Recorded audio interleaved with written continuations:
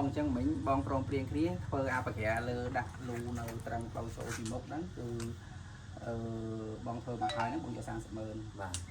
មានកម្របលូមានអីមកស្អាតហើយកម្របលូនោះគឺស្មារតីណាបងណាបាទស្មារតីយើងចាស់ហើយនឹងអាលបងដែលផ្លូវចូលពីខាងជើងតាមមុខវត្តហ្នឹងគឺបងទាំងដាក់លូទាំងអីទាំងអទាំងឈ្នួលទាំងកម្លាំងពលកម្មទាំងវិបត្តិហ្នឹងគឺបងយកទាំងលូទៀតប្រហែល2លាន2លាន10វិញ2លាន100000ហ្នឹងព្រោះថ្លៃលូគាត់ប្រហែលហ្នឹងប៉ុន្តែខ្ញុំយកអាហ្នឹងទាំងណាតម្លៃដែលបើយកបងចូលគ្នាគេថា2លាន100000ហ្នឹងមិញហើយលូមិញ2លាន10ហ្នឹង2លាន100000ហើយបកគោនេះបងធ្វើប្រព័ន្ធគ្នាជាមួយនឹងបកគោមកដែរបកគោខាងមុខវត្តនេះបាទខាងមុខវត្តហ្នឹងនៅក្នុងមួយដើមហ្នឹងបងយក$90ឡើយបាទ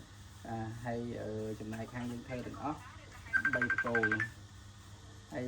មានតែបកគោ2ខ្ពស់បកគោ2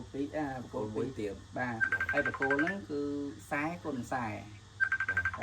បាទរៀបអិតបោកបៀកមកស្អាតចាក់ពីតង់ខាងក្នុងបាទហើយដាក់ដែកហ្នឹងដាក់ដែក4ដើមដែក12លីងបាទហើយនៅលៀនទៅលើឲ្យខ្ញុំបានមួយឆ្អាមពីរឆ្អាមកន្លះឲ្យទៅបាទដើម្បីយើងដាក់បកគោដាក់អីធ្វើខ្លងទ្វាចេះទៀតហ៎បាទហើយនឹងមួយដើមទៀតគឺពាក់កណ្ដាលបកគោហ្នឹងគឺ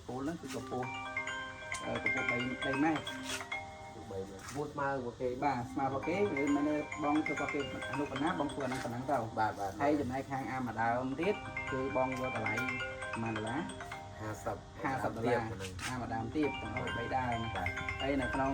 3ដើមហ្នឹងជំរៅចាក់ទៅក្រោម7ទឹក4ជ្រុងទឹក4ជ្រុងទៅក្រោម7ហើយទៅស្ទឹងវាទឹក4ជ្រុងដែរហើយបងរៀបជើងកញ្ច្រែងបាទមានជើងកញ្ច្រែងចាក់ជួយក្លប់ឡាយមានជើងកញ្ច្រែងចាក់ក្លប់ឡាយបា